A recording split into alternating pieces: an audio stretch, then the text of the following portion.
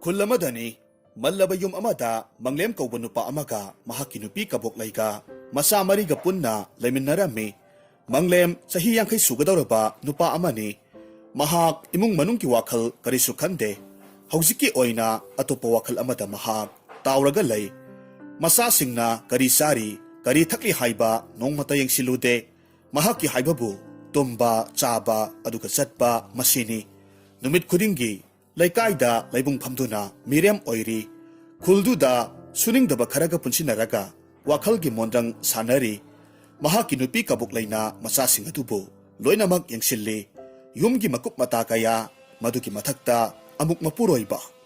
Kabuklay, Masasing Dubu Yok na Baho Navada, Isaw lang ba nupi haywadu oirabani, Mapuroiba na wakal kazik taram labadi, Asum na su kak tauroy dabani. Ayuki matamni, Makutta urong sumsit ama pairaga, Sumang telong du wai sitli, Mahak matanta amuk asum na haijay. Nupanya na amalay ribase, Karisukanan drabani, Yung gitabag mana amata, Tauksingani hayba hekkang de haywani.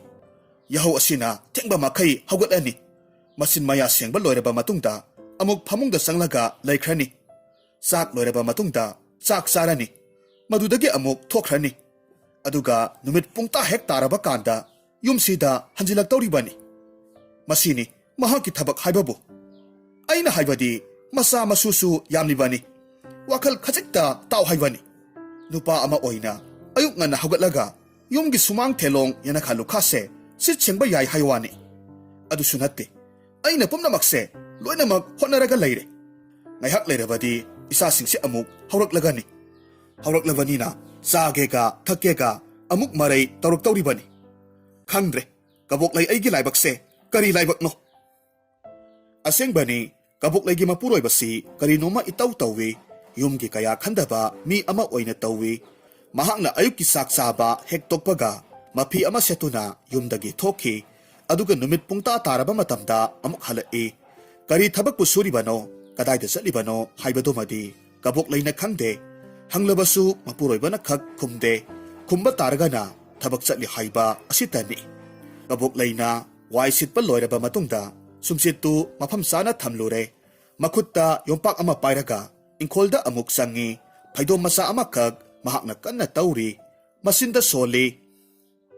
Ingkol sambal se, Samjin kotsinda na, Pazana tamgi haibasu kandabani taurise. Ayuk nga nahagota na, yung gitabak kara toksin birabadi pagadabani. Ay tanapam na maksibu, loy na honaraga layrabadi, ay sungamdre. Karinunggi masiginu pasida, yung panzaruban o haibado, hek yawi. Masiday sida, suna suningdri pa, aduga horen na, hawi ga hawte ga haidana, ay ngonda isaw lang daw ribani. Nupa ama oy na tabak sudo na, sel tan ba hendok na yay haywani. Noong matayom sida, siki mata pusalak panat kidrabani. Masamari layraba si Pauba, karisuwakal tadaba sibo, karamba nupano haywani. Masil aduda ngang na inkoldu taurami, tanza aduda masanupi atonbidu yahurakto na kablaki, konjel du tabada makutapari ba yung paktu tadarami. Amuk hauraba maleni, yahuraba nina amuk kaplagle. Isasing sina karasaurabadi, aygi awabase, Karadang orebasu pagadabani. Isasing gibu hotnagadra, yung gibu hotnagadra, masigi mataksida, sel tanababu amuk hotnaba, ngamdre, tasing na ay ngamdre. Kanggiyaw na kangbani, kanagong banupi ama oram labadi, nahana dansaw toklagadabani. Ay oybasida, karinong ginoo haydana, kantoklagallayrabani. Imungda ngangang duna sangki, pamungda kapliba masanupibu, makut na pamkatli. Ibema, sese, kaplano, imala Atay masasing adusu amuk hawdo Sasa, hawgatlo, maningda ising tamlambani, namay namito tatukluro. Masa ahal ahumdudi ngang nasak na bayare, atombidumadi pikli, kabuklay mapalda tora Aybu, inkonsibo amuk, tawkisi haibrane. Matam sibu kayam, tengkabazat no. Mamit aduna, tokliba numito yengi. Tiang rise. Imong da mamay on silaglaga, masanupi ahalbu, kautuklam me, aduga hayraki. Abe magasida, sanaw ko, tu, pagse, taro. Imane, inkol daw balo sinkige. Masanupi atonpidu phak aduda thammi aduga ingkolda amuk changlaktuna leibak tawbadu loisinaba hotnai kabok leina asangba matamda ingkol tawduna hawai sengwai mana masing kaya marum thajilli ingkolda panba singdubu heklaga yolaga imungdu puribani pumnamak asida mahaki mapuroibadudi karisu yaude kabok lei nupi ama oina pumnamak khanglaga lakpani mahak tasengna waba haibadu oirabani ingkol tawbadu loisilaga irunaba amuk thaurangki pukridagi ising soktuna jam saithare madugi matungda imungda sangduna mapi hongdokle aduga lai khurumle masanupi ahalbu yenglaga hairakki ibema napa hagot khrabara tanja aduda imungdagi mapuroibana lok khurakpagi makhol tarakke mahakna amuk haijai hojik phauba hagotribo oire imungda sangi aduga mapuroiba tanaba hairamme ho lengkhat piba yadi baro numit na wato lome kari manglaga tumbiri bage manglem du lok amuka khura e maduda kabok laina amuk hairakki yumgi makhasida ngai hakta leitaba makai koichat baduda nariba oirini ye kari haina thagol tor o haibage hagut piro yare manglem du tumin leirambadagi khumla e hai nupi nongan bada ngairi nangna asuk yamna kuiraw lori basibu karigino nangbu na thauga amata leitabro tumina na thau tawba yadabro ho yumsida oriba phibam asidabu aina mataw karamna tumina leigadoribano wangang loi haidana phana yamna kanadi khanglaga leibani adubu ngamlaktre henmalle yamna henmalle nupa nang amalai haibagi karibu kanari bage nasa singsina kari tauri yumsida sima wali haina nongmata yengsinbibro nangidi ayuki sak pukham amaga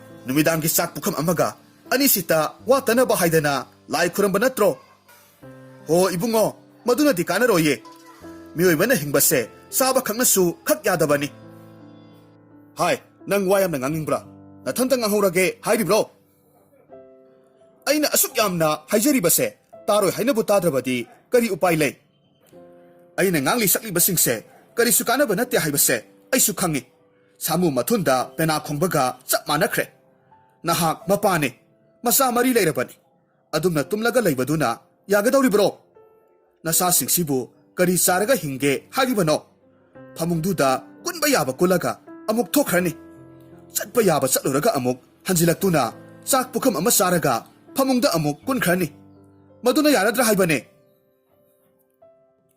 o aigise arembada tumba nate wakhal yamna khalibani nangna yamna ngangning khibasina chakpu thonglabro nangbo i wakhal khalibani kaidana hoi bungo puk asida chak maru amata yaudana di wakhal khanbada karisu thokloye ipukna lamlaga wakhal khallaga legadaba natiye wakhal khanduna legadabagi mahutta se thabakto suwo thabakpu surabadi kanagi wakhal khanba kaye sangadaba nate saraga tumlaga chatpa asitani nangiti nate adumaina kayam kuina lekhige hairibano hai nangna khangponte aisu itu isa nungsiba phauribani isa mari amadi nangse kari karam tawraga nungaina thamgadage haidana khalibani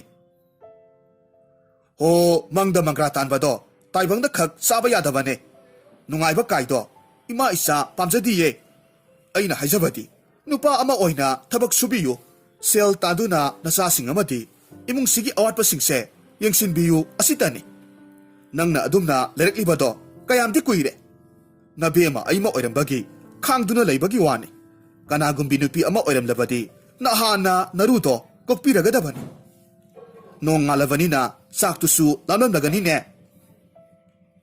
asi hairaga sakhumda sangkhre manglemna masil aduda sonthangna na haihowi masigi nupisina ngangnengkhiba asinako karidabu hangluni aisu thabak suduna isa singsibu thake haidana khalibani adubu aina hojik sugadoriba thabaksibu karino kanade leipung phamduna wathi nganglubaduna henabu phani phamungdagi hawgatuna mapal thokre kabok leina sak thongnaba hotnari thongliba insang sisu hawiga hawtega haidana marai amuk tawrak tawribani pelabani aigi laibakse pungpen hek peli khangani sidaidi nupa nang nangambra nupi aina ngambra haibado yengnaba taredana. Kabok laidu mapuroibagi mataudu mathamoida penmanlaktrabaduda karigumba thabak kharadi lona taurage haina sap yungna khankhre mapuroibagi suningdaba atanba haiba lainasi hidak tharaga lokthokke haina ninglamme miyoibana wada waraklabadi upai amadi soidanamak laire I haiba adugumna kabok lai kari karam tauraga mapuroibagi mathakta thabak tawsige haina khanba haukhre ayuki saktu loire mapuroibabu tanaba kauramme ho tabiri bro saksi loire chathok piro mapuroibasu changsilaklamme aduga hairakki hai nupi kari insang bu thongbage saraga khangni sak thangduklaga leihorabani nangna thongba ma nongmata ahawba oikidrabani lai kase matu some ahawba chamandadana ho ahawbado chaninglagana thabak suwo sel talo adudi natte natan di talli aduga ahawba kaina phanglani saba manglemdu saksangda amuk sangkhre saluk mamangda phamthai insang tengkot adubu munna yengi aduga hairamme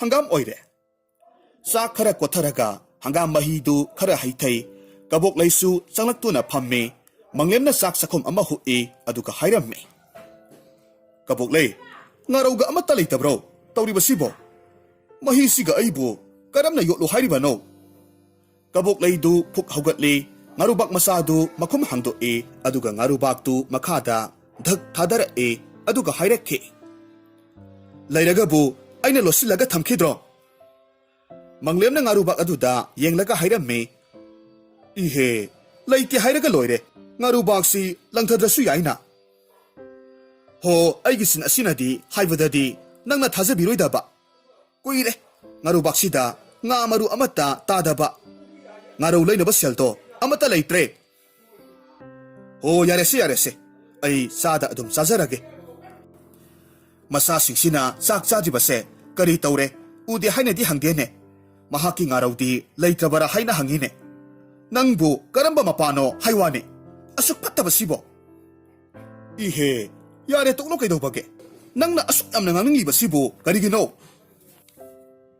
nangdanaba thabakto tawbiraklabadi aina asum tawribasibu tarum khigadro aisibu asumna tawramba nupiro masi pumna makse nangna ohenba natro nangna miga mimana ba nupa ama oiramlagadabu aina asumna tawromgadro kabokle nangi nasin asidi ko lambi daga tharabadi haugani he kabok pokpadagi khara hena pu haiwane namingana tawgabu chap hekchane he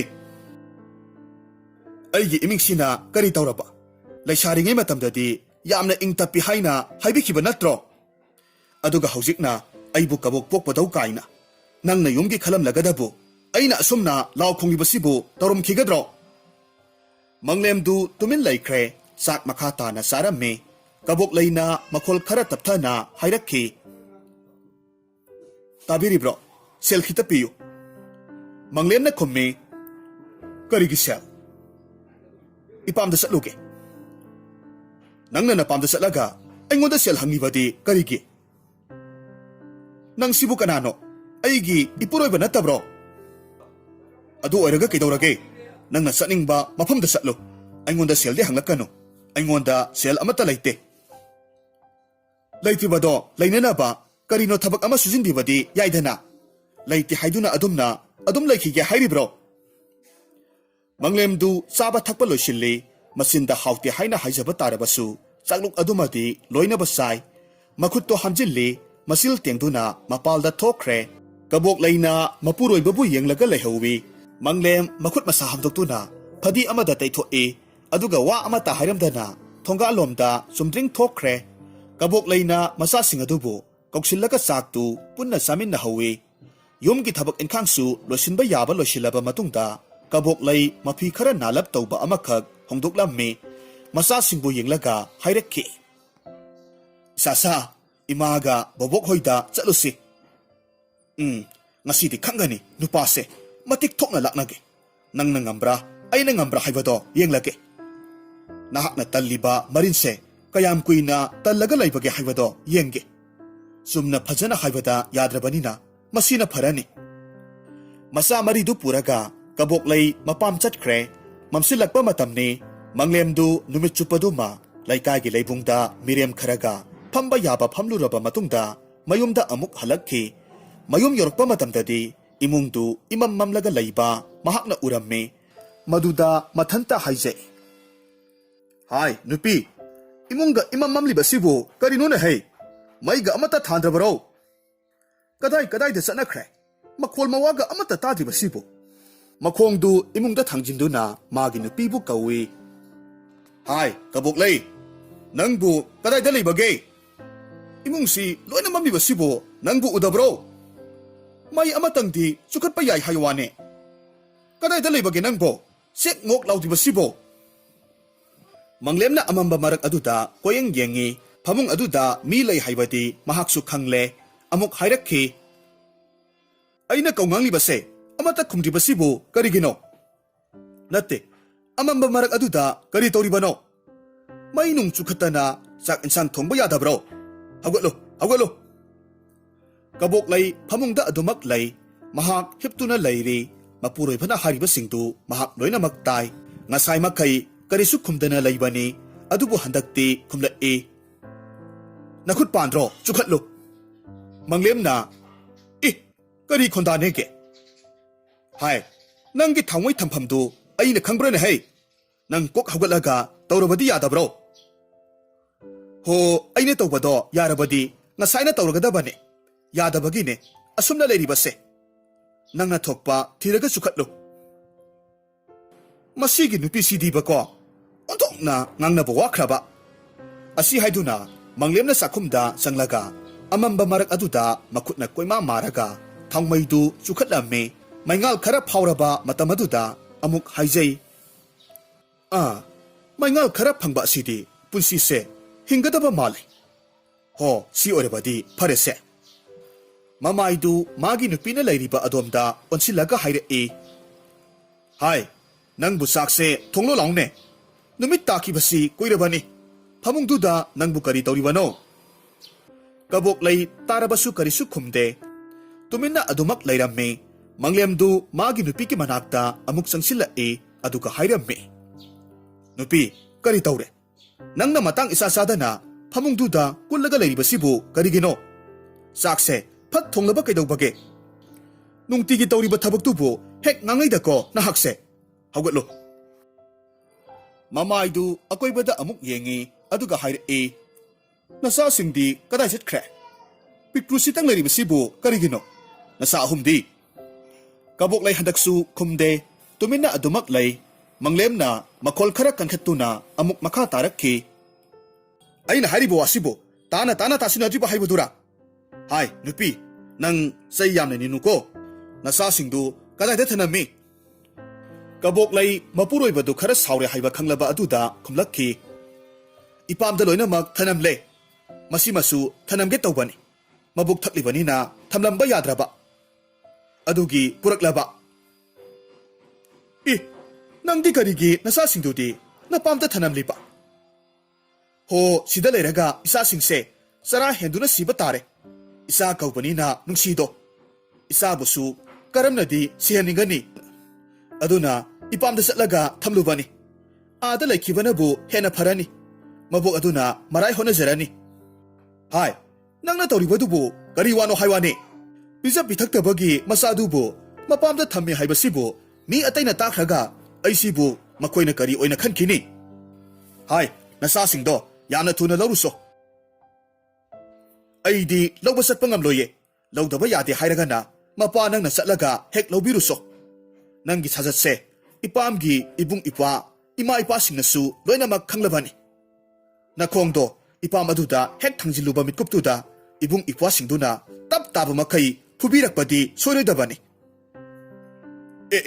aibu karigi makoina phudoriba natte aisibu kanano aibu masak makoina khangdabro khange yamna munna khangkhrabani suningdaba mirem laipung phamba matu masa nungsiba masak khangdaba misakni haidana yamna mayak sengna khangbani matu masa lairaba phawba thabak engkhang suduna thakani haiba khangde haiduna ibung ipwasingdo yamna sahubani nangbu lakpa ngaihoribani chatpiyu ꯅꯁꯥꯁꯤꯡꯗꯣ ꯂꯧꯕ ꯆꯠꯄꯤꯌꯨ ꯃꯪꯂꯦꯝ ꯃꯥꯒꯤ ꯅꯨꯄꯤꯒꯤ ꯍꯟꯗꯛ ꯉꯨꯛꯀꯤ ꯋꯥ ꯑꯁꯤꯗ ꯈꯔ ꯀꯤꯔꯞ ꯇꯧꯈ꯭ꯔꯦ ꯀꯕꯣꯛꯂꯩꯒꯤ ꯃꯕꯨꯡ ꯃꯧꯄ꯭ꯋꯥ ꯃꯁꯥ ꯐꯔꯕ ꯀꯌꯥꯃꯔꯨꯝ ꯂꯩ ꯍꯥꯏꯕꯁꯤ ꯃꯍꯥꯛꯁꯨ ꯈꯪꯉꯤ ꯃꯍꯥꯛꯅ ꯈꯨꯝꯃꯤ ꯌꯥꯔꯦ ꯇꯣꯛꯑꯣ ꯂꯩꯖꯔꯁꯅꯨ ꯂꯩꯅꯤꯡꯕ ꯃꯇꯝꯈꯩ ꯂꯩꯁꯅꯨ ꯑꯩ ꯃꯈꯣꯏꯕꯨ ꯂꯧꯕꯒ ꯆꯠꯂꯔꯣꯏ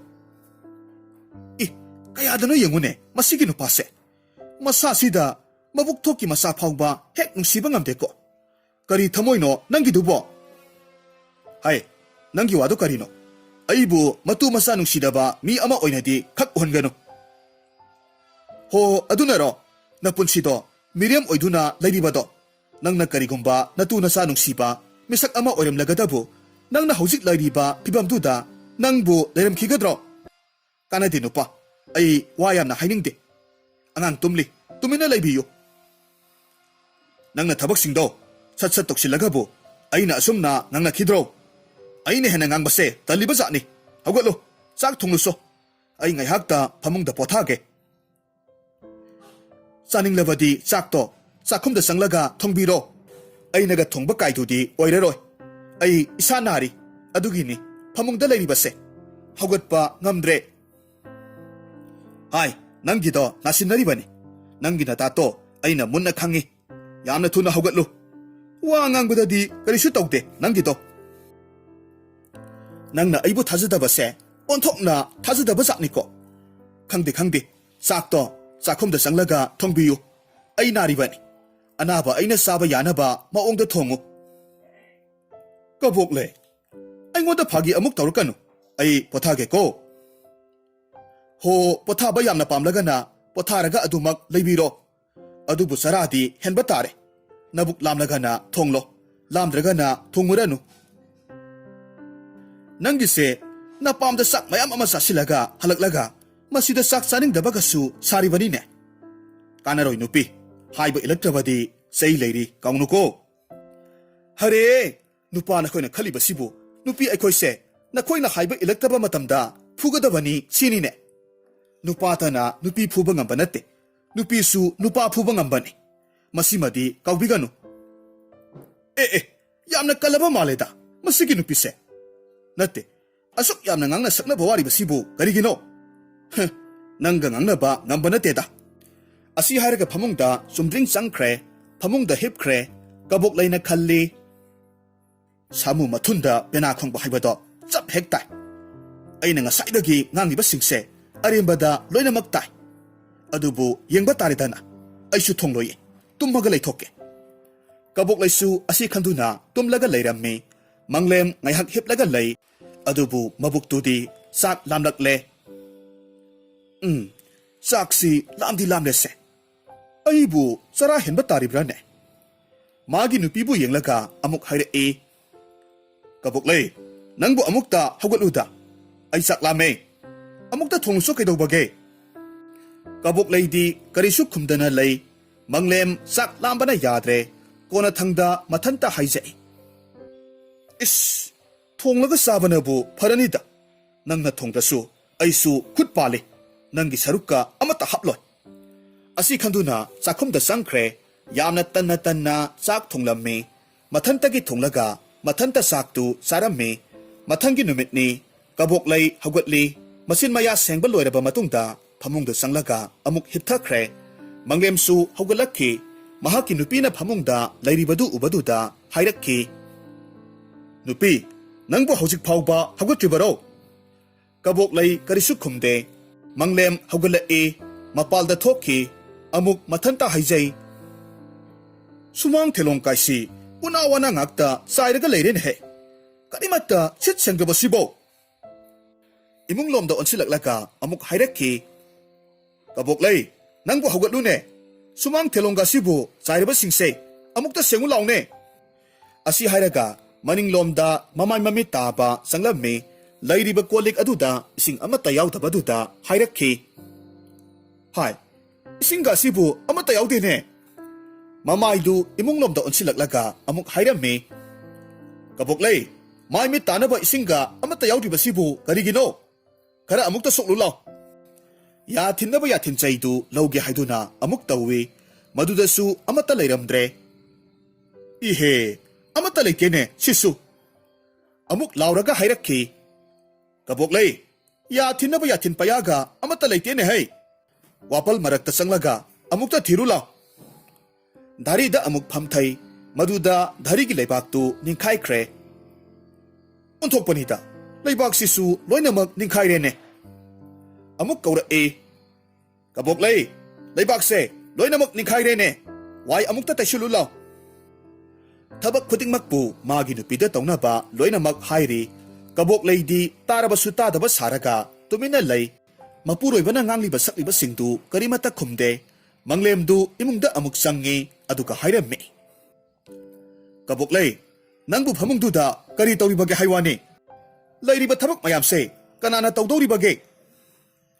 Sakhumda thang lauthokpa amuk sangi kol lukhak lairibadu uraduna amuk laurakhi. Kaboklay, sakhumda kol lukhak lairibase amukta phengu law. Hawgatlu, thuna hawgatlu ko. Yamna tumninglabadi phamungduda ising haijalakani ko. Thangdu paiduna thorai thang mayaduda amuk yengi. Thang mayadu loina kumlaga lerambaduda haire. Ihe, thang maya sidi loina mak kumledana. Kaboklay, thang maya se amukta phenglu law. Hawgatlu. Asi hairaga mapalda thokhi hairiba thabak singsi kaboklayna loina mak tawraga lakpani. Adubu mahak tumlaga adumak leithoklamme. Manglemdu masil maya singdabadi yadabanina. Wapal marakta sanglaga ya sengnaba wa ya lure. Mai tananaba pukrida satlaga ising soklure. Madu phawba magi nupina hawgattaba aduda amuk haire. Kaboklay, nangna tawribasibu karino? Amukta hawgatlu kaidobage? Hadak mukti kaboklaydu khumlai. Isa ngamdi haina haribase ngarangdagi natro. Ay ngarangsu chara heli. Sakto amukta thuna thongbiyo. Ihe, nangbu tasengna haksang ngamdribarane. Thadi thajakhideda. Thajadaba sak chara amatangdi thongo. Angangse mabuk thaklibani kaungnu. Manglemdu kari khalurabano khangde sakhumda sangi lairiba kon lukhak adubu maningda puthukduna phengduklammi. Madugi matungda sakhumda amuk sanglaga sak thongge haina tawrammi. Sing amata amuk leiramdre. Matomta haijay. Ihe, sing sisu akhaiba amata leitene. Magi nupibu tanaba laurakhi. Kaboklay, sing sisu akhaiba amata leitene nangbo. Tamalaktaba aduda makhutta singjang amakhak pairaga maninglomda thokre. Sing khara khairammi. Maduna ayukki sak adubu thonglammi. Sak thongba loiraba matungda magi nupibu kaurammi. Hai, Kaboklay, sak se loire sarola o. Kaboklay na khummi. Aise naribani. Hawgatuna satpa ngamdre. Sida pubira o. Manglemsu saktu pusilaklammi. Sese, sida laire. Pena saro. Asomna Kaboklay na mapuroibagi atanba lamsat adubu. Tapna semdokna ba hotnarammi. Manglemsu handak nini humni asida yumgi thabak kaya marum taure. Magi nupina naraga laibaduda. Mapalga thokpa amata ngamdre. Thabak singdu hotnabaduda mahak yamna warammi. Nong magi numitni magi nupida mahak na hangi.